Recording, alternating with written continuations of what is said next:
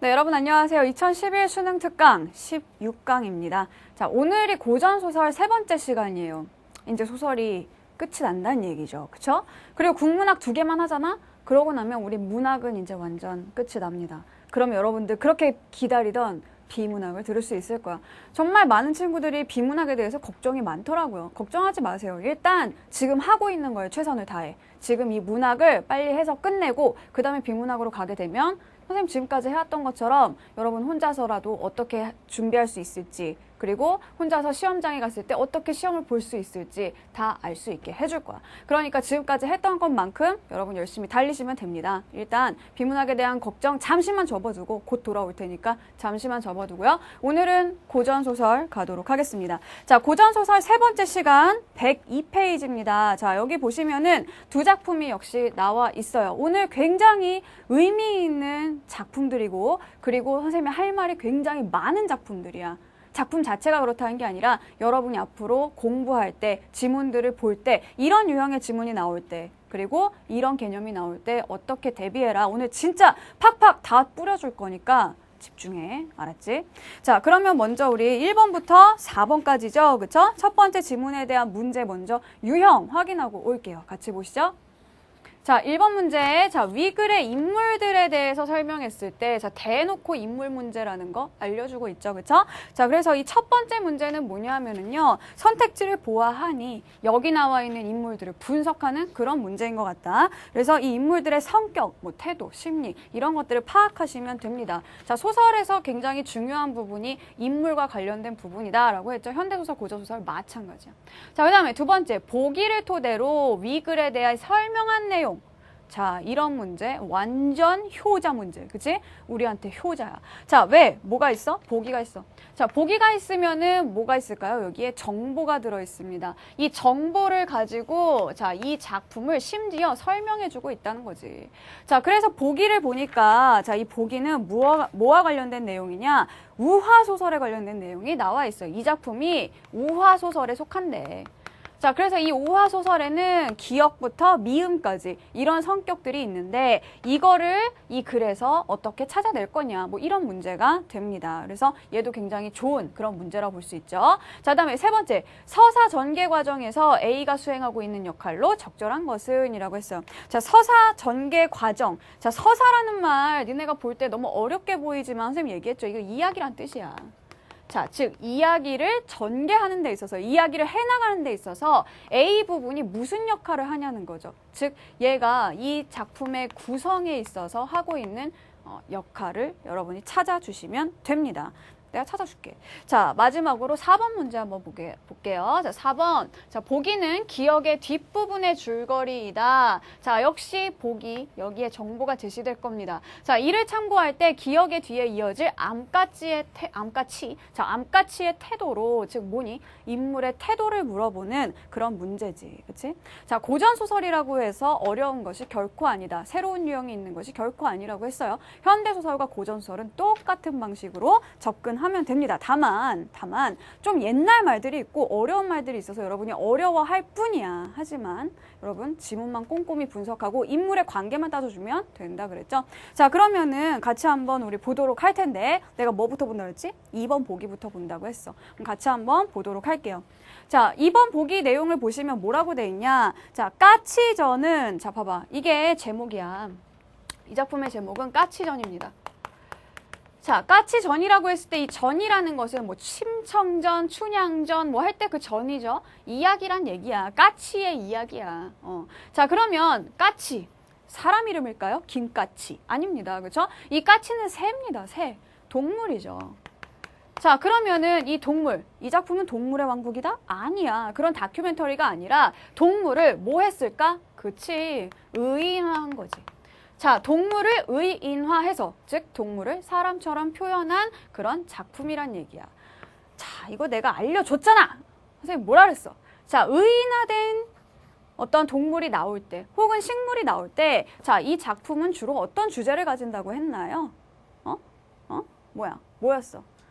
이런 거 나타난다고 했잖아. 당시 시대에 대한 비판이라든가 풍자라든가 이런 걸 하기 위해서 의인화를 사용합니다. 이유도 선생님이 설명해줬죠. 그렇죠? 인간 세상에 대해서 내가 비판하고 싶어. 즉 인간 세상의 어떤 부정적인 모습을 보여주고 싶은데 대놓고 말하기가 무서운 거야. 대놓고 말하기가 부담스러운 거야. 그러다 보니까 이런 애들을 데리고 와요.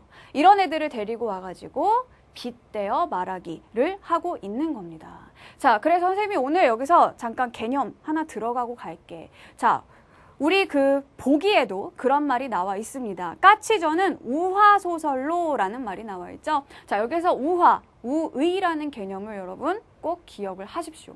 자, 우화라는 거는 뭐냐? 우화소설이라는 거는 뭐냐? 바로 이런 동식물들이 주인공이 되는 소설을 우화소설이라고 합니다. 그리고 여기에 사용된 표현법이 바로 우의예요. 자, 여기에서 우의라고 할 때 우가 무슨 뜻일까요? 돌아간다라는 뜻이야. 돌아간다. 우리 왜 이렇게 공사 중이면은 뭐 우회하시오 이런 말 쓰잖아요. 그대로 돌아간다라는 뜻이야. 자, 그래서 봐봐. 사회를 비판할 때 우리가 직접적으로 뭔가 골마 있는 문제가 있어. 자, 이 문제에 대해서 이야기를 할 때 직접적으로 이야기를 하면은 좀 부담스럽다고 했어. 그래서 이거를 직접 이야기하지 않고 돌려서 말하기를 하는 겁니다. 그래서 돌려서 표현해. 간접적으로. 누굴 사용해서? 동물이나 식물이나 사물을 사용해서. 그렇기 때문에 의인화가 나타나게 되면 얘는 뭐와 관련이 있다? 우화 혹은 우의와 관련이 있다. 다른 말로 우언이라고 하기도 해요.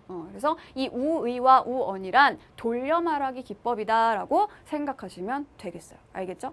자, 그래서 까치전은 제목에서 이미 얘가 어떤 세태를 비판하려고 하는구나, 풍자하려고 하는구나 충분히 여러분 짐작해 볼 수가 있다는 얘기입니다. 근데 만약에 못했다. 괜찮아. 못해도 괜찮아. 보기 봐.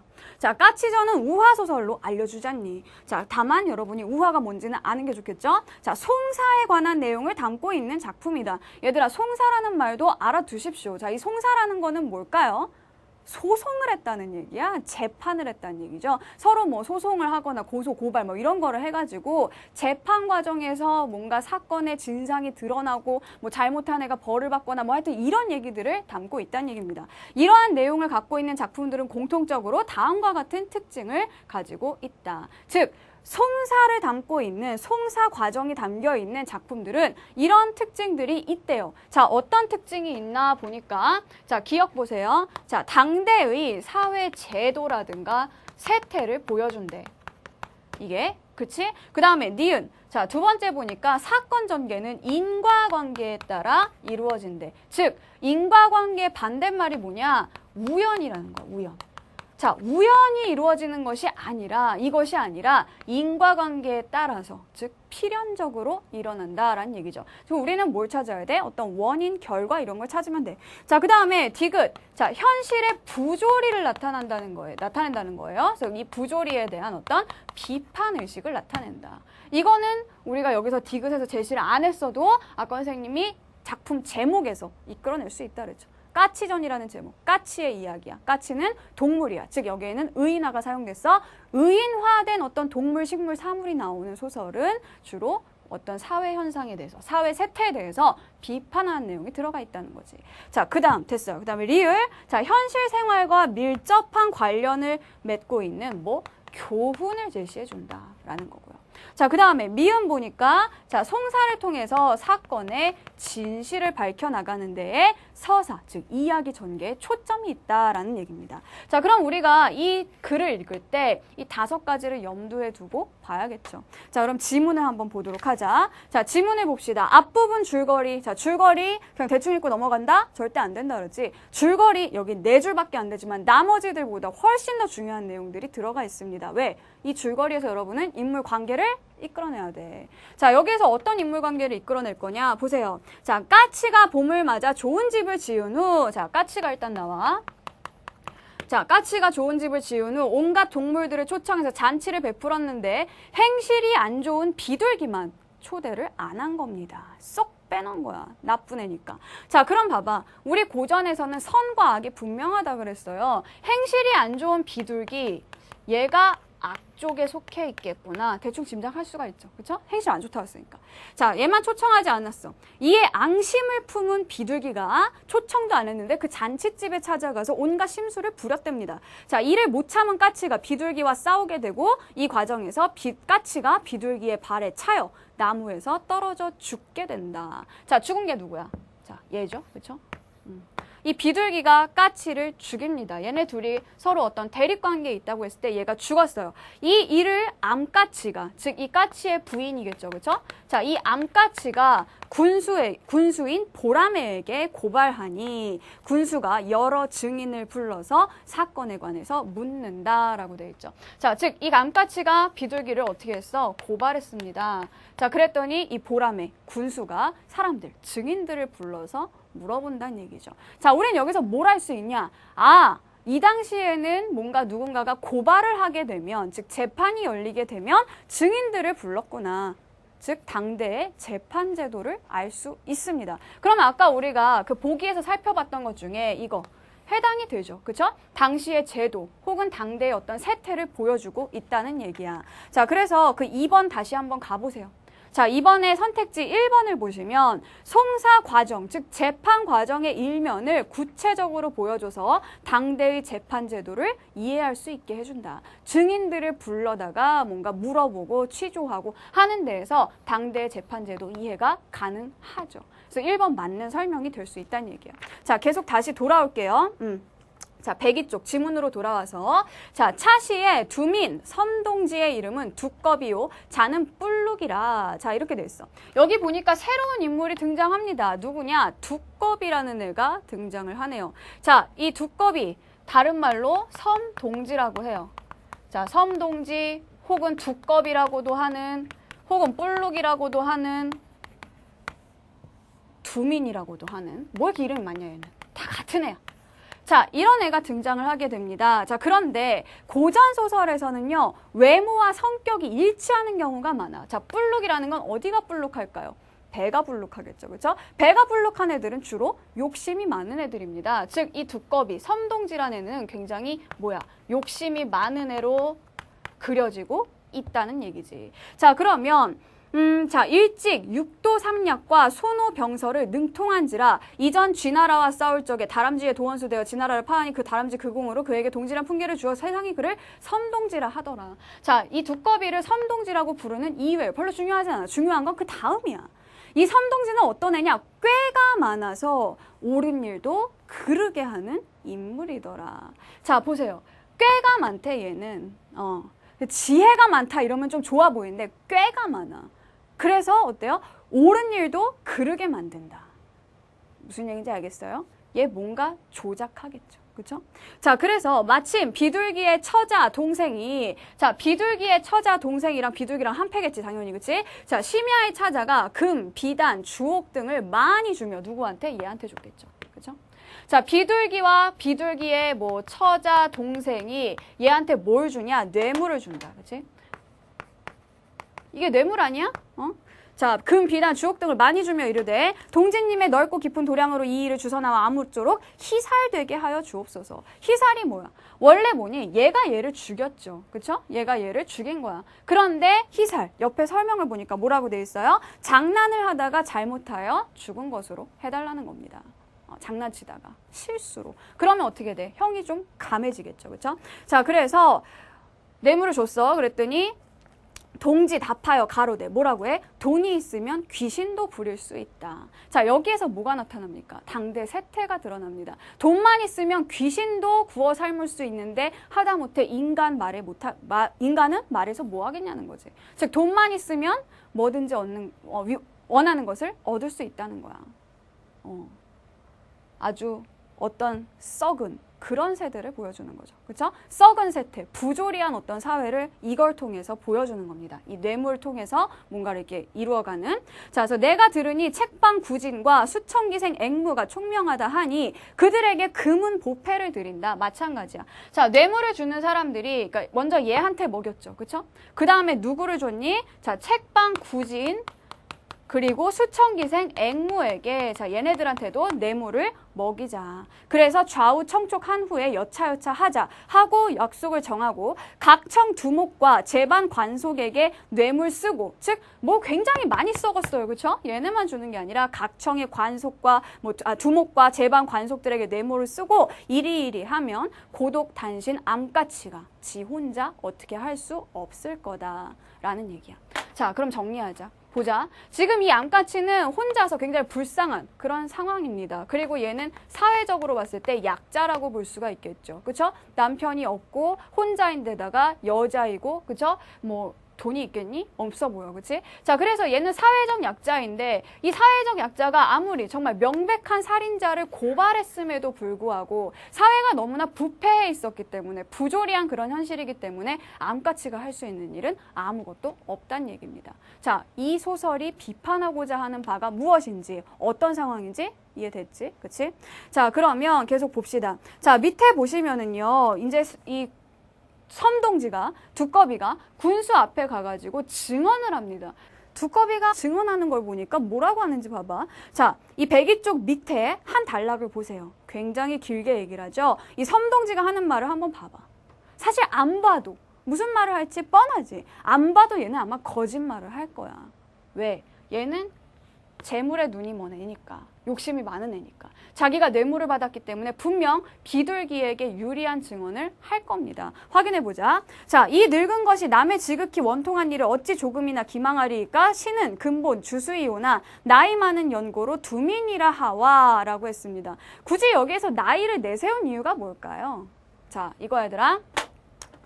우리 고전소설 문제에서는요. 인물의 말하기 방식이라는 문제가 종종 출제됩니다. 아예 인물의 말하기 방식을 단독 문제로 처리하는 경우도 있고요. 아니면은 인물들에 대한 설명에서 선택지 하나를 끼워 넣더라도 어쨌든 인물의 말하기 방식을 물어봐요. 자, 인물의 말하기 방식 선생님이 개념 급탑제에서 몇 개 제시를 해줬습니다. 여기에 그중 하나가 나오고 있어. 뭐가 나오냐? 두꺼비가 지금 자기가 나이가 많다는 걸 내세워서 어떻지? 상대방을 설득하려 합니다. 내가 나이가 많아 지금. 나는 오래 살았어. 그만큼 연륜이 있고 그래서 내 말은 믿을만하다는 얘기야. 그래서 우리가 이런 거를 선택지에서 뭐라고 이야기를 하냐면 이 두꺼비는 뭘 하고 있지? 연륜을 내세웁니다. 자, 자신의 연륜을 내세워서 이게 나이를 내세운다는 뜻이야. 연륜을 내세워서 상대방을 설득하려는 그런 전략을 취하고 있다는 거죠. 이게 바로 두꺼비의 말하기 방식이야. 나중에 문제에서 나올 거예요. 다시 한번 확인할게요, 그때. 자, 그래서 계속 여기에서 거짓말을 하죠. 비둘기에게 유리하게 얘기를 합니다. 여러분 읽어봤지? 읽어봤지? 설마 또 날 실망시키는 건 아니지? 자, 얘들아. 내용이 이거야. 비둘기가 뭐라 그랬냐? 지나가다 말고 이런 얘기를 까치한테 충고를 한 겁니다. 뭐라고? 오늘은 봉황대군의 국기일이다. 얘들아, 기일 알죠? 기일. 돌아가신 그 날. 돌아가신 날, 뭐 제사 지내는 그 날이야. 자, 봉황대군, 즉 봉황 임금님이 돌아가신, 즉 나라의 기일인데 너는 여기서 잔치를 하고 있느냐라고 비둘기가 지적을 했다는 겁니다. 거짓말이지만 이미 여기에서 어때? 비둘기는 굉장히 뭔가 그 임금님, 돌아가신 임금님을 생각하는 충신처럼 보이고 까치는 그런 날 잔치를 하는 애처럼 보이는 거야. 이미 여기에서 군수의 마음이 기울고 있겠죠. 그쵸? 자, 그러면서 밑에서 넷째 줄 보세요. 자, 국기일에 잔치를 벌여 즐김이 지나치면 중죄를 당할 것이니 돌아감이 옳다라고 까치한테 충고를 한 겁니다. 그랬더니 까치가 화가 나가지고 비둘기를 걷어차는데 어때? 완전 반대지. 원래 비둘기가 까치를 걷어차서 까치가 죽었잖아. 떨어져서. 근데 그렇게 얘기 안 하고 까치가 비둘기를 걷어차다가 실수로 자기가 차려다가 떨어져서 죽었다. 완전히 반대로 거짓 진술을 하고 있다는 거예요. 이유는 뭐라는 거죠? 욕심이 많다는 거죠. 그렇죠? 자, 그리고 꾀가 많아서, 아까 뭐라 그랬어? 꾀가 많아서 옳은 일도 그르게 만드는 그런 인물이다라고 볼 수 있습니다. 자, 그러면 문제 하나 풀고 오자. 자, 3번 봐. 자, 3번에 보면은요. 서사 전개 과정에서 A가 수행하고 있는 역할로 적절한 것은 이라고 했어요. 자, A는 뭐냐 하면은 바로 이 두꺼비에 대한 설명이었어. 두꺼비에 대해서 뭐라고 설명했냐? 자, 블록 어떤 욕심이 많은 성격을 그렇게 외양으로 표현을 한 거고요. 자, 그리고 또 하나는 뭐냐 하면은 얘는 굉장히 꾀가 많은 애다. 근데 이 꾀를 지혜를 좋은 곳에 쓰는 것이 아니라 옳은 일을 그르게 만들 수 있는 그런 인물이라는 얘기를 하고 있지. 자, 그러면 두꺼비에 대한 그런 성격 설명이 왜 나왔을까? 앞으로 이 자식이 무슨 일을 할지 암시하고 있는 거지. 그죠? 만약에 두꺼비가 굉장히 청렴결백하고 뭔가 이렇게 고든 성품이다.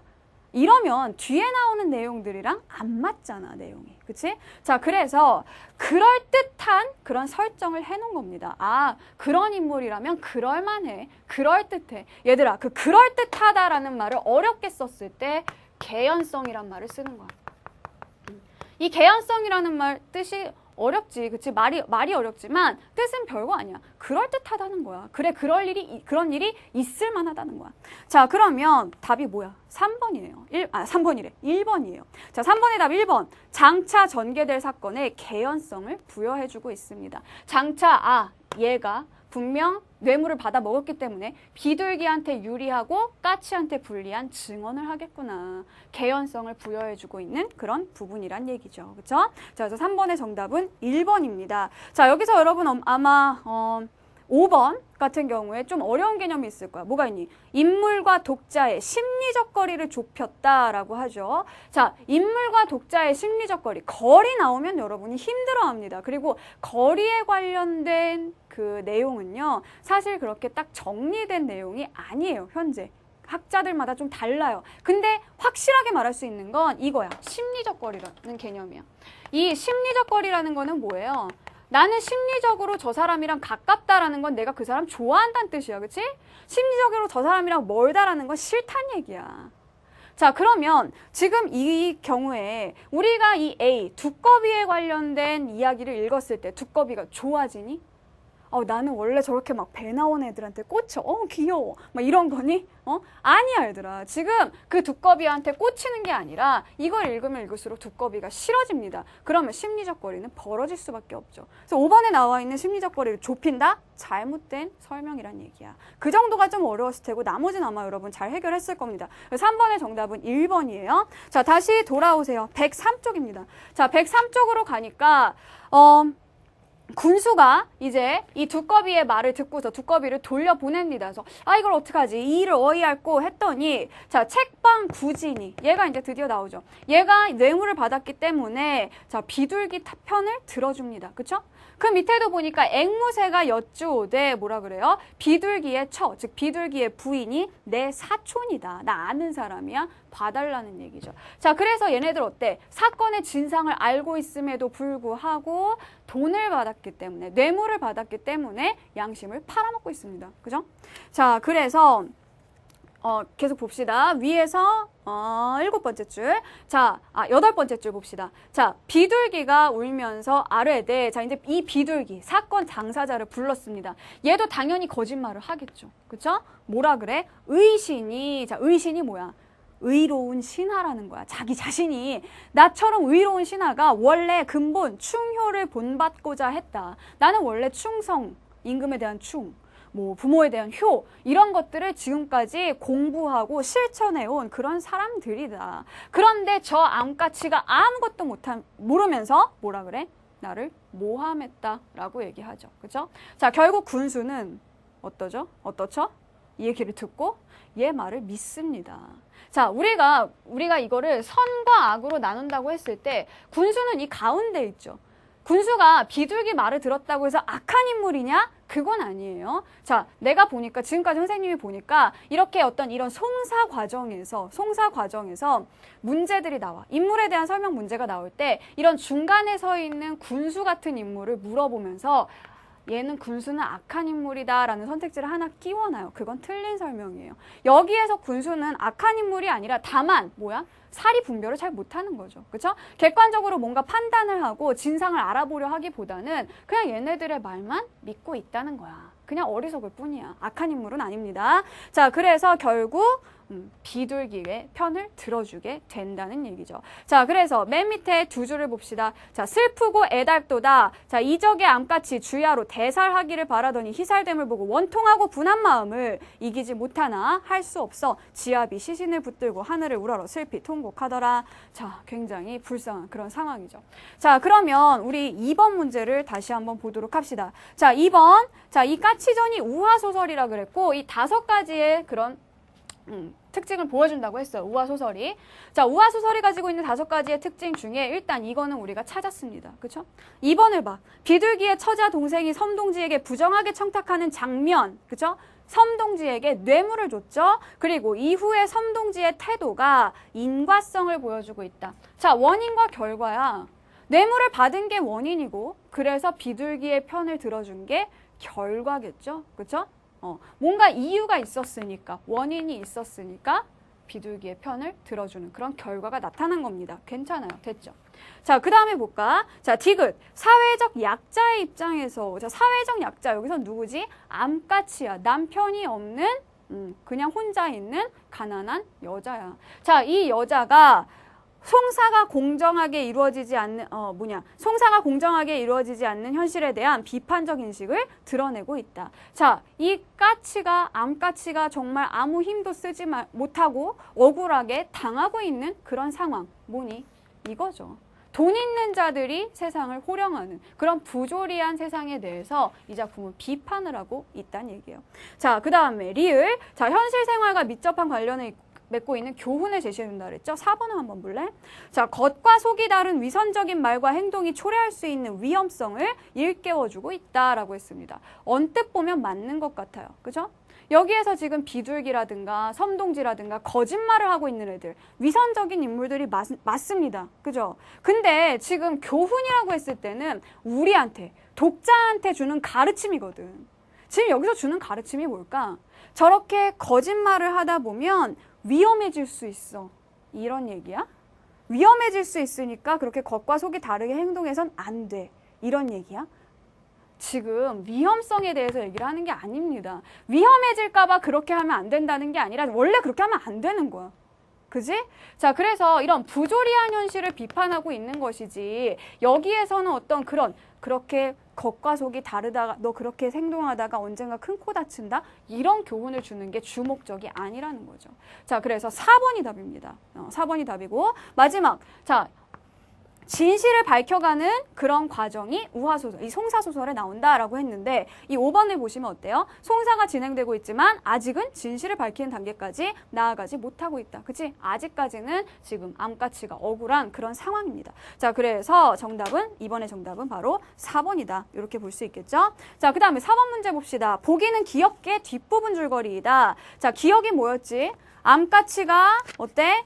너무 원통하고 분했지만 할 수 없어서 그냥 통곡하고 있는 그런 장면이죠. 자, 그러면 봐봐. 이 기역 뒷부분에 이어지는 내용이야. 기역 바로 뒤에 암까치의 태도를 보자는 겁니다. 자, 기역에서는 어때? 원통하고 분하고, 그치? 자, 보기를 보니까 뭐라고 돼 있니? 까치의 3년상을 지낸 뒤에 암까치는 남편의 복수를 다짐한다라고 합니다. 자, 기역 뒤에 이어지는 내용이 바로 복수를 다짐한다는 거지. 자, 그럼 복수를 다짐한다. 그러면 4번 봐봐. 자포자기 할 거야? 얘들아, 복수를 다짐한 사람이 포기한 사람이니? 아니지. 악착같이 내가 이겨보겠다는 거 아니야. 자, 그러니까 4번은 안 되겠죠. 그쵸? 자, 그리고 1번 같은 경우 주객전도된 처지란 말이 나와 있어요. 즉, 누군가와 입장이 뒤바뀌어 있어서 절망감이 커질 것이다. 지금 암까치가 누군가와 입장이 바뀌어 있진 않죠. 그쵸? 바뀐 게 있다면 까치랑 누구야? 까치랑 비둘기야.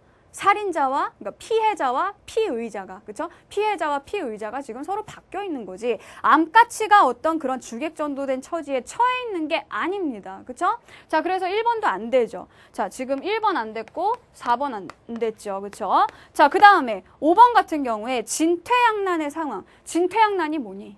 이러지도 저러지도 못하는 게 진퇴양난이야. 지금 암까치가 이러지도 저러지도 못하는 거 그런 거 나타나지 않습니다. 5번도 아니야. 자, 그 다음에 3번 순망치한. 순망치한이 무슨 뜻일까요? 입술이 사라지면 이가 시리다 라는 뜻입니다. 그래서 입술하고 이는요 서로 이해관계가 밀접하죠. 그랬을 때 한쪽이 망하면 다른 쪽도 피해를 입는다는 뜻이야. 그러면 지금 여기에서 이 암까치가 남편이 죽었으니까 다음엔 나? 막 이런 거니? 그런 상황이 아닙니다. 그래서 3번도 역시 아니야. 자, 답이 되는 거는 뭐냐? 2번입니다. 자, 2번. 비둘기가 벌을 받지 않은 일로 절치부심하며 살 것이다 라고 했죠. 지금 원통하고 분한 마음, 그 다음에 복수를 다짐한다. 그 사이에 뭐가 들어가 있겠어? 절치부심이란 이를 갈며 그리고 부심, 속을 썩인다. 마음을 속을 썩고 있다. 마음을 썩이고 있다. 이런 뜻입니다. 그래서 매우 분할 때 쓰는 그런 말이야. 그러니까 이 암까치의 태도로 여기에 사이에 들어갈 수 있는 암까치의 태도로 가장 알맞은 것은 2번이라고 볼 수 있겠죠. 됐죠? 자, 마지막으로 1번 봅니다. 자, 1번 보시면 자, 윗글의 인물들에 대해 설명했을 때 적절하지 않은 것은 이라고 했어요. 자, 인물을 분석하는 그런 내용인데 자, 2번 같은 경우에 섬동지, 책방구진, 앵무새 이런 애들 욕심 때문에 재물에 눈이 어두워서 양심을 버린 애들 맞죠? 자, 3번 보면 어때요? 이거 뭐 아까 얘기했던 거잖아. 뇌물을 받았기 때문에 비둘기한테 유리한 그런 얘기를 하고 있습니다. 자, 그 다음에 4번. 자, 섬동지는 아까 선생님 뭐라 그랬어요? 자기의 연륜을 내세워서 상대방을 설득하고 있다라고 했죠. 그리고 거기 보면 두민이라는 지위도 내세우고 있습니다. 자, 그 다음에 어디 갔니? 5번. 자, 5번 보시면 비둘기는 재물을 바탕으로 자신의 이익을 위해 수단과 방법을 가리지 않는 부정적 인간형을 보여주고 있다. 그쵸? 비둘기가 가장 부정적인 그런 애라고 볼 수 있지. 자, 그 다음에 1번 보세요. 마지막으로. 이게 답이겠죠. 자, 이 군수가 냉철하게 증인들의 말을 듣고 분석하고 있나요? 아니죠. 그쵸? 그냥 하는 말, 거짓말인지 뭔지도 모르고 그냥 듣고 그대로 믿고 있다는 얘기야. 자, 그래서 1번, 군수는 어리석은 사람입니다. 1번이 정답이 되겠습니다. 자, 그래서 여러분 기억하세요. 이게 까치전, 우화소설이라는 거, 동물이 등장하는 거는 반드시 뭐야? 당대 세태에 대한 어떤 풍자를 지니고 있다라는 점을 기억하시면 되겠어요.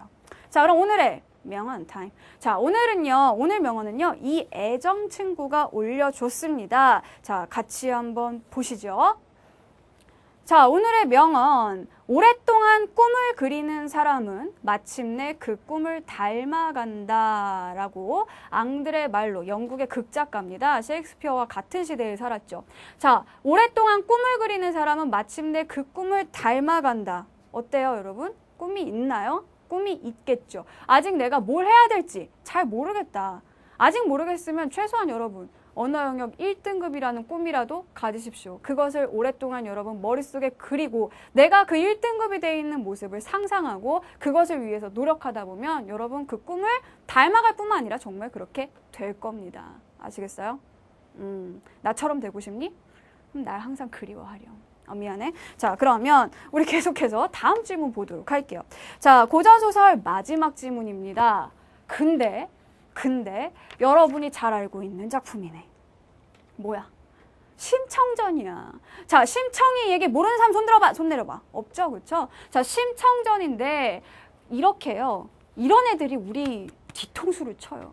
자, 우리가 잘 알고 있다고 생각하는 작품, 뭐 심청이 이야기, 춘향이 이야기, 뭐 흥분울부 얘기 이런 거 있잖아. 자, 이런 얘기 우리는 잘 안다고 생각합니다. 근데 잘 아는 내용을 아는 대로 물어볼까요? 그렇지 않아요. 지문으로 나오는 거는 우리가 어릴 때 동화책으로 읽었던 효녀 심청은 아주 요약본이야.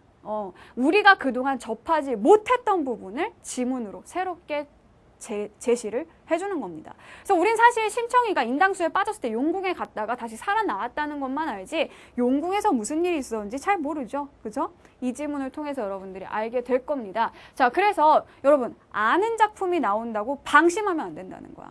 아는 작품일수록 지문의 내용은 낯선 내용이 나올 수 있다는 얘기예요. 지금까지 계속 그래 왔습니다. 자, 그러면 심청전 일단 우리 문제 유형 먼저 확인하고 가도록 할게요. 자, 5번 문제입니다. 자, 자, 위글에 대한 설명으로 적절하지 않은 것은 자, 위글에 대한 설명 보니까요. 구성상, 서술상의 특징 묻고 있어요. 현대소설이랑 똑같은 그런 유형이지, 그치? 자, 다음에 6번. 보기는 위 작품의 전체 줄거리를 정리한 것이다. 자, 얘 별표 해야겠네. 얘 뭐야? 우리한테 정보 주겠죠. 그쵸? 전체 줄거리를 정리한 거고 이 위글과 보기를 토대로 해서 용궁의 서사적 기능, 즉 이 용궁, 수궁이라는 어떤 공간이 지니는 의미. 선생님 지난번에 얘기했지. 요즘 고전소설에서 이 유형이 뜨고 있습니다. 공간의 의미를 자꾸만 물어본다는 얘기야. 자, 그래서 보기에서 정보를 여러분 탐색하시고 이 용궁이라는 것이 지니는 공간의 의미 아셔야 됩니다. 이건 선생님 이따가 정말 중요한 개념으로 나갈 거거든. 기다려. 자, 그 다음에 7번. 자, 7번 문제는 A의 장승상 부인에 대한 이해, 즉 인물에 대한 이해죠. 현대소설에서도 인물의 심리, 태도, 성격 분석했듯이 여기서도 마찬가지입니다. 자, 마지막으로 8번 볼까요? 기억이 서사 전개 과정에서 수행하는 역할. 자, 여기서 그 기억은요, 족자입니다. 소재죠. 그렇죠? 소재가 가지고 있는 의미와 기능을 파악하라는 그런 문제가 되는 거야. 뭐 어때? 고전소설이라고 별게 있니? 없어. 현대소설이랑 똑같이 가시면 됩니다. 자, 그러면은 같이 우리 한번 지문을 볼게요. 자, 지문 내용은요. 아까 얘기했듯이 여러분들이 평소에 잘 접하지 못했던 심청전에 숨어있는 부분입니다. 예습했죠? 그쵸? 내가 자꾸 확인하게 하네, 여러분이. 선생님 조금 좀 불안해, 요즘에. 자, 예습을 했으면 알겠지만 당연히 다 알겠지. 아직 혹시 안 봤으면 읽고 와. 기다릴게. 읽었죠? 자, 어때? 무슨 내용이야? 심청이가 용궁에 갔을 때의 내용입니다. 자, 그러면 우리가 당연히 보기를 먼저 봐야지. 6번 보기를 한번 보세요. 자, 6번 보기를 보니까 자, 이 글의 전체 줄거리가 지금 나와 있어요. 그런데 첫 번째 네모칸을 한번 봐봐. 자, 심청이 천상계에서 죄를 짓고 신봉사의 딸로 태어났다. 얘들아, 복습. 선생님이 이거 진짜 얼마 전에 가르쳐준 건데. 이거 뭐야? 천상에 있던 애가 죄를 짓고 지상으로 내려오는 거. 무슨 구조? 적강구조라 그랬지. 그치? 자, 이 심청전은 알고 봤더니 적강구조인 겁니다. 그냥 단순한 효녀 심청이 아니었네. 자, 그래서 심청이는 원래 천상에 있었다가 죄를 짓고 쫓겨납니다. 어디로? 지상으로.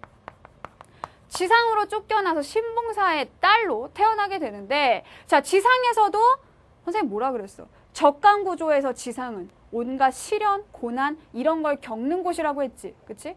지상에서 엄청난 고난을 겪게 돼. 아마 그 중에서 가장 큰 고난이 뭐냐? 바로 인당수에 빠진 것이었을 거야. 그치? 멀쩡하게 살다가 아버지 눈을 뜨게 하겠다고 물에 빠지게 되죠. 그쵸? 자, 그리고 나서 이 인당수 겉으로 보기에는 굉장히 어떤 시련, 고난의 공간일 수 있지만 사실 심청이는 여기에서 지금 용궁이지 우리가 지금 알아보고자 하는 그 용궁이 이 안에 있는 거예요. 자, 이 용궁에서 극진한 대접을 받고 다시 살아나오게 됩니다. 다시 지상으로 돌아오죠. 이 지상으로 돌아온 심청이는 뭐가 되지? 여기에서 왕후가 돼. 즉 심청이에게 신분 상승이 일어난다는 얘기죠.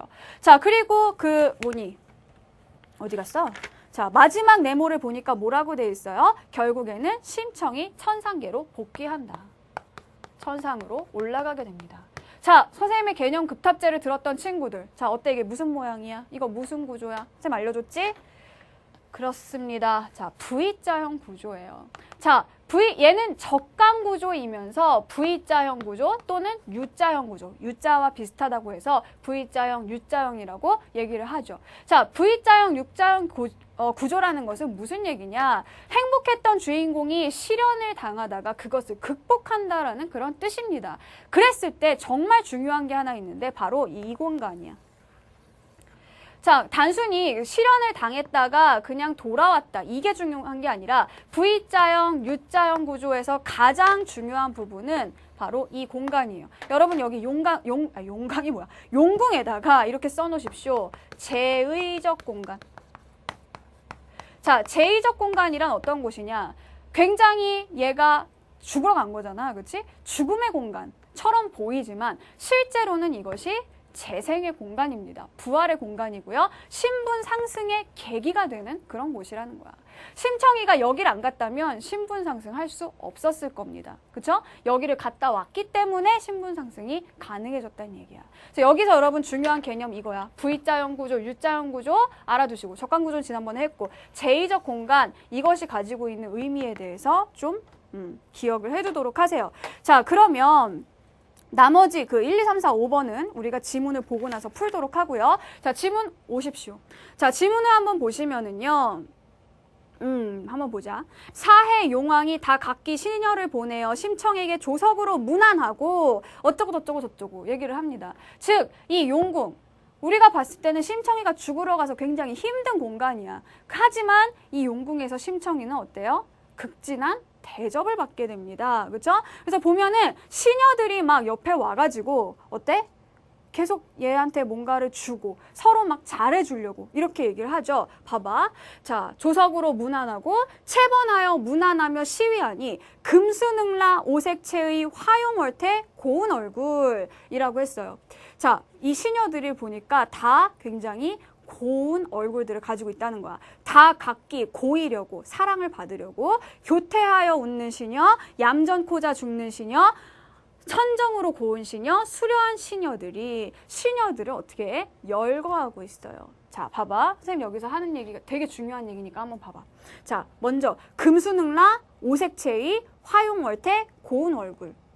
네 글자, 네 글자, 네 글자, 네 글자로 돼 있지. 자, 사사 이런 거 뭐라 그래? 사사조라고 합니다. 그리고 네 글자씩 끊어져서 어때요? 얘는 사음보로 돼 있죠. 그죠? 자, 글자 수 사사조 그리고 음보 4개. 이거 뭐니? 운문이야, 운문. 자, 보세요. 운문. 율격을 가지고 있습니다. 얘가 지금 운율을 가진 그런 표현을 쓰고 있다는 거예요. 그 다음에 교태하여 웃는 시녀, 얌전코자 죽는 시녀, 천정으로 고운 시녀, 수려한 시녀들. 자, 뭐뭐뭐뭐한 시녀를 어떻게 하고 있지? 하고 있어? 나열하고 있지. 열거하고 있어. 자, 그 다음에 또 뭐 하냐? 주야로 모실 적에 3일에 소연하고 5일에 대연하며 3일마다 작은 잔치를 베풀고 5일마다 큰 잔치를 베풀어 이런 뜻이에요. 자, 3일에 소연하고 5일에 대연하며 뭐야? 서로 똑같은 문장 구조가 반복되고 있죠. 그쵸? 대꾸를 사용하고 있단 말이야. 3일에 소연, 5일에 대연. 여기에서 대꾸를 사용하고 있다. 자, 마찬가지야. 상당의 체단 100필이며 하당의 진주 서대라. 이것도 역시 대꾸를 사용하고 있다. 자, 선생님 이 얘기 왜 하냐? 자, 사음보를 사용했다, 열거를 사용했다, 또 시녀 반복도 하고 있죠. 자, 그리고 대꾸가 나타나고 있다는 거. 자, 얘네들은 다 뭐의 특징이냐? 얘네들은요, 율문체라는 거야. 다른 말로 운문체라고 하기도 합니다. 자, 이 심청전은 원래 판소리였기 때문에 판소리를 하다 보면 노래를 하기도 하죠. 그 노래의 특징이 남아있게 됩니다. 노래라는 건 운율을 가지고 있잖아. 그래서 이런 운율이 남아있는 그런 문체를 운문체, 율문체라고 하는 거야. 이 얘기를 내가 왜 했을까? 문제 있으니까 그렇지. 자, 5번을 보시면은요. 4번 있죠? 자, 5번에 4번. 리듬감을 느낄 수 있는 율문투의 문장을 부분적으로 사용하고 있다라고 했어요. 부분적으로. 이 앞부분에 보면 이런 사음보, 자, 그리고 열거, 반복, 대꾸 이런 문체가 나타난다는 거죠. 여러분 지금 여기서 그럼 어떤 개념 찾아가야 돼? 자, 율문체가 되기 위해서, 운문체가 되기 위해서, 즉 운율 있는 그런 문체가 되기 위해서 갖추어야 될 게 뭐냐? 바로 이런 음보, 그치? 자, 그리고 사사조 같은 그런 글자 수, 열거, 반복, 대꾸 이런 것들이 있어야 한다는 겁니다. 자, 아웃사이더의 랩 중에 이런 게 있죠. 그쵸? 상처를 치료해줄 사람 어디 없나? 사음보야. 그지? 가만히 놔두다간 끊임없이 덧나? 사음보야. 그쵸? 자, 그리고 두 눈을 감고 두 귀를 막고 이거 뭐야? 두 눈을 감고 두 귀를 막고 대꾸지. 그치? 두라는 게 또 반복되고 있지. 자, 이런 식으로 대꾸, 열거, 반복. 어때? 랩에도 우리가 운율을 느낄 수 있잖아. 똑같은 그런 이치라는 얘기입니다. 자, 그래서 율문체, 운문체 반드시 기억해 두도록 하세요. 자, 그래서 지금 심청이가 이렇게 용궁에서 대접받고 있는 그런 부분이 나오고 있고요. 자, A 부분 봅니다. 각설. 자, 각설 무슨 뜻이라 그랬죠? 한편이라는 뜻이라고 했습니다. 자, 그 한편 이때 지금 이제 누구 얘기가 나오냐? 용국 얘기를 한참 하다가 이제 와서 갑자기 장승상 부인에 관련된 얘기가 나옵니다. 이 장승상 부인에 관련된 얘기 아까 문제가 있었죠? 그쵸? 자, 몇 번 문제였어? 7번 문제에 장승상 부인에 대한 얘기가 나오고 있었습니다. 자, 그럼 A 부분 여러분 잘 봐야겠지. 자, 한편 이때 무릉총 장승상댁 부인이 심소저의 글을 벽에 걸어두고 날마다 징험하되 빛이 변치 아니하더니, 자, 이 심소저가 누구겠니? 심청이가 써놓은 글 족자를 걸어놓고요. 이거를 항상 봤는데 변하지 않았대. 근데 하루는 여기에 물이 흐르고 빛이 변해서 까매졌다는 거야. 그걸 보면서 이 사람 뭐라고 생각했냐? 아, 심소저가 물에 빠져 죽었나 보다. 얘가 쓴 글에 이렇게 물이 흐르는 걸로 봐서 심소저가 물에 빠져 죽었나 하여 무수히 탄식을 했다는 겁니다. 안타까워했다는 뜻이죠. 자, 이윽고 물이 걷고 빛이 황홀해졌다. 왜 그럴까? 왜 그럴까, 얘들아? 왜 그렇겠어? 살아났잖아. 물에 빠져서 죽은 줄 알았지만 이윽고 빛이 거치고 황홀해졌다라는 얘기는 심청이가 다시 부활을 하고 있다는 걸 의미합니다. 그래서 부인이 이것을 이상하게 여겨서 누가 구해서 살아났는가 하며 10분 의혹하나 어찌 그러하기 쉬우리요 라고 했죠. 자, 다음 내용은 뭡니까? 그날 밤에 장승상 부인이 제전을 갖추어 강상에 나아가, 자, 강상이 뭐야? 강가에 갔다는 거야. 강에 가서 심소저를 위하여 혼을 불러 위로코자. 이게 무슨 얘기야? 얘는 이 장승상 부인은 심청이가 죽은 줄 알아요. 어디서 죽은 줄 알까? 강에서 죽은 줄 알겠지. 그러니까 강가에 갔지, 얘들아. 산에서 죽은 사람을 위로하러 강에 가겠니? 강에서 죽었다고 생각을 해서 거기에 간 겁니다. 그래서 거기에서 제사를 혼자서 지내고 이 심청이의 혼을 불러서 위로를 하고 있는 거죠. 자, 그러면서 어디를 보냐? 그 A의 마지막 단락 보세요. 눈물 뿌리어 통곡하니 천지 미물인들 어찌하니 감동하리. 얘들아, 천지 미물인들 어찌하니 감동하리. 밑줄 쳐놓고 별표 100개 시간이 없으니까 3개만 하자. 자, 편집자적 논평입니다, 이게. 편집자적 논평이 뭐지? 서술자가 직접 거기에 개입을 해서 사건에 대해서 설명하거나 평가하는 부분이에요. 자, 이 장승상 부인이 이렇게 눈물을 흘리면서 통곡을 선생님 옛날에 통곡 보여준 적 있지? 와 이렇게 우는 게 통곡이라고 그랬어? 와 이렇게 울고 있는데 그런 마음을 천지의 미물, 아주 작은 생물들이 감동하지 않겠느냐. 모두가 감동할 수 있는 그런 마음이다라는 거니까 어때? 서술자의 어떤 평가가 개입된 겁니다. 즉, 이 작품에는 뭐? 편집자적 논평이 쓰이고 있어요. 자, 그러면 5번 다시 한번 보고 올까? 5번 보세요. 어딨어? 2번 있죠? 2번. 자, 서술자가 개입해 상황에 대한 평을 하거나 설명을 하고 있다. 이게 뭐야? 만뇌 설명이라는 거죠. 자, 그래서 오늘 여러분이 기억해야 될 개념 하나 더 있습니다. 바로 이거야. 편집자적 논평이라는 거죠. 오늘 확실하게 정리하십시오. 편집자가, 즉 서술자가 직접 자기의 목소리를 드러내서 인물이나 상황에 대해서 평가하고 자신의 의견을 드러내는 부분이 바로 편집자적 논평이란 뜻이에요. 그래서 방금 읽었던 이 부분도 편집자적 논평이 될 수 있고요. 자, 뒤에 가면 또 있습니다. 그냥 한번 봐봐. 106쪽의 마지막 문장 한번 볼래요?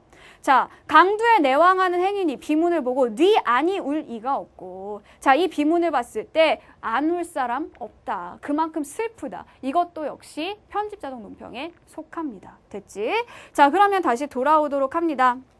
자, 지금 이 A 부분에서 어때요? 지금 장승상 부인이 어떤 사람인지 알 수 있죠. 심청이가 자기 딸도 아닌데 굉장히 슬퍼하고 안타까워하고 있는 그런 부분이 나오고 있단 말이야. 자, 그럼 7번 문제 풉시다. 자, 7번.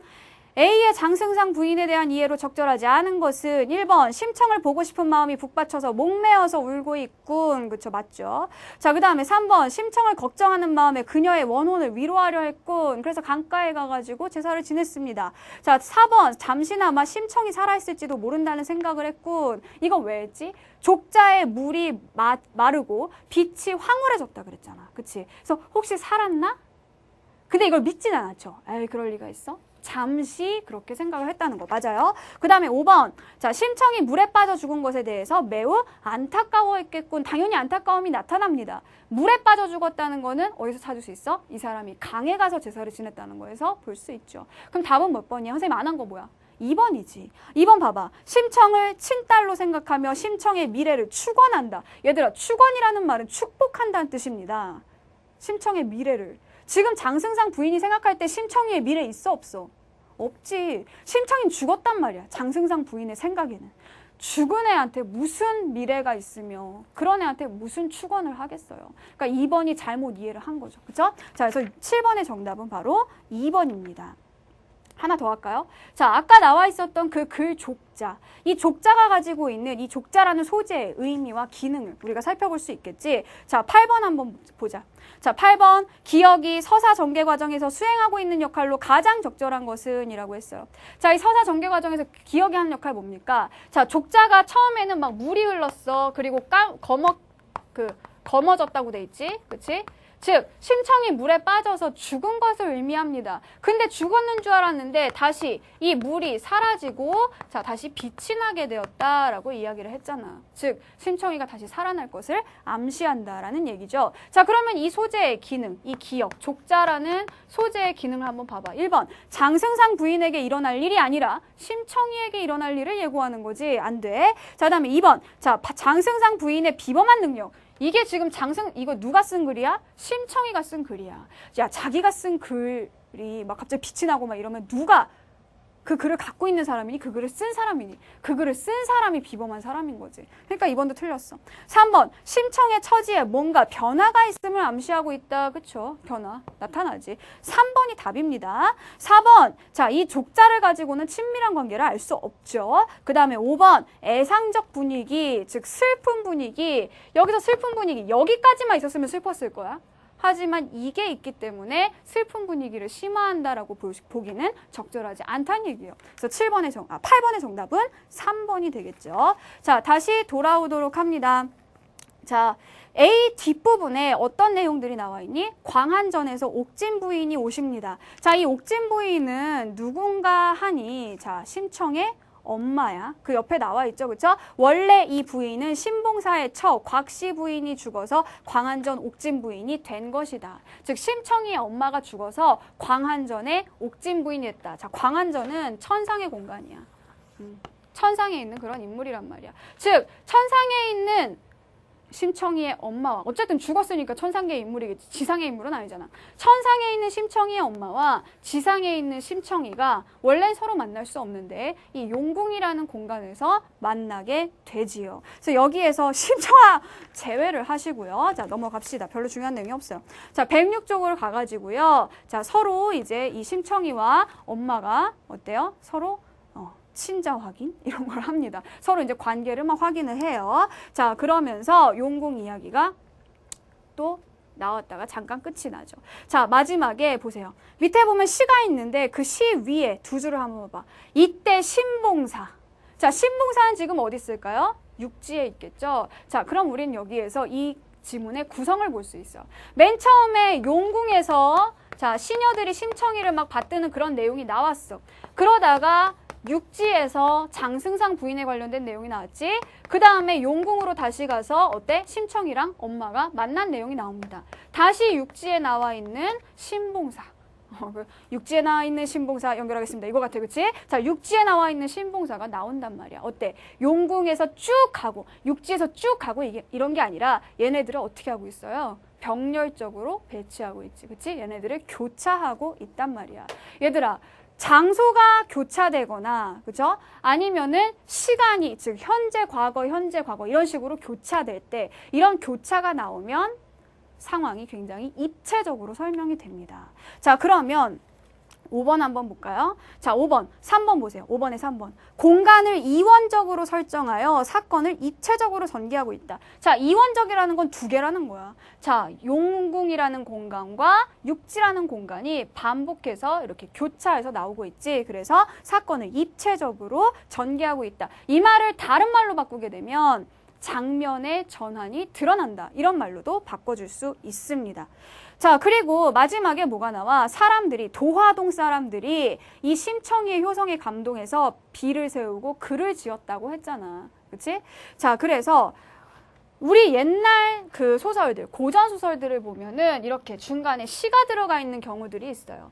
자, 이런 걸 우리가 뭐라고 하냐? 소설 속에 삽입된 시라고 해서 삽입시라고 해.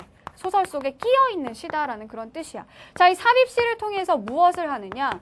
어떤 사람들의 정서를 표현하는 것이 일반적이라는 얘기입니다. 여기도 마찬가지야. 도화동 사람들이 이 시를 써서 여기에 실어 놓음으로써 사람들이 심청이에 대해서 가지고 있는 그런 마음, 뭐 슬픔 이런 것들을 여기에서 표현을 해주는 거죠. 자, 그러니까 5번 봐봐. 시를 삽입해서 주인공에 대한 주변 인물들 마치 도화동 사람들이니까 심청이가 살던 그 동네 사람들이 심청이에 대해서 어떤 반응을 보이고 있는지 시를 통해서 알 수가 있다는 겁니다. 자, 그러면 봐봐. 5번에서 우리가 2, 3, 4, 5번 다 찾았어. 2번은 편집자적 논평이었고 3번은 용궁육지 이거였고 4번은 율문투의 문장. 아까 선생님이 말도 안 되는 아웃사이더 랩을 하면서 보여줬어. 자, 그다음에 5번 삽입시에 대한 내용이 다 찾아졌습니다. 남은 거 뭐야? 1번이죠. 사건을 급박하게 전개해서 긴장감. 여기 너네 긴장감 느껴지니? 곧 죽을 것 같니? 그런 거 아니죠. 그렇죠? 1번이 답입니다. 하나 남았어. 6번 봐봐. 자, 6번은 아까 우리가 이 구조를 설명을 선생님이 해줬어요. 그러면 1번부터 보자. 자, 사회 용안의 문안과 시녀들의 극진한 대접을 받는 것으로 보아 용궁은 심청이 겪었던 갖은 고생에 대해 보상을 받는 공간이다. 그치? 지상에서 겪었던 고생을 여기에 가서 보상을 받고 있습니다. 2번, 자, 현실 세계로 나가서 부친, 여기에서 부친과 재회를 하게 되죠. 즉, 용궁을 갔다 와서 재회를 한다. 이 용궁은 심청이 지상계로 돌아갈 수 있게 해줘야지만, 그치? 여기에서 그래 너 용궁에서 그냥 계속 용왕님의 왕비로 계속 살아라 이러면은 아버지 못 만나죠. 하지만 용궁이 뭐가 되는 거야? 지상계로 돌아갈 수 있게 해주었기 때문에 그런 공간이기 때문에 지상에 가서 아버지를 만난 겁니다. 그 다음에 3번 자 각각 천상계와 지상계에 존재했던 심청과 모친의 만남 이게 여기에서 이루어졌다고 아까 선생님이 얘기했죠. 그래서 용궁은 천상계와 지상계를 이어주는 공간이다. 자, 그 다음에 4번 현실에서 접하지 못한 여러 일을 체험하고 배웠다. 심청이가 여기서 뭘 배웠습니까? 대접만 받았지. 4번이 답이야. 안 나타나 이런 게. 자, 그 다음에 마지막 5번. 자, 심청은 용궁에서 자기가 옥진 부인의 딸이라는 것을 알게 된다. 이로 보아 용궁은 심청이 자신의 본래 신분을 회복해 천자의 왕후가 될 것을 예비하는 공간이라고 할 수 있다. 자, 심청이는 여기에서 갑자기 왕후가 됩니다. 좀 뜬금없을 수 있다는 거죠. 당시 상황에서. 왜? 심청이는 그냥 신봉사의 딸이야. 별로 그렇게 높은 지위에 있는 사람이 아니었다는 거죠. 귀족도 아니고, 그치? 아버지가 어떤 높은 지위에 있는 것도 아닌데 갑자기 왕비가 된다라는 뜻입니다. 자, 그런데 갑자기 된 건 아니죠. 원래 얘의 엄마가 신분이 굉장히 높다는 걸 여기서 보여줌으로써 이거를 정당화해 준다라는 얘기야. 자, 그래서 5번도 맞는 설명이겠죠. 그래서 6번의 정답은 4번 이렇게 봐주시면 되겠습니다.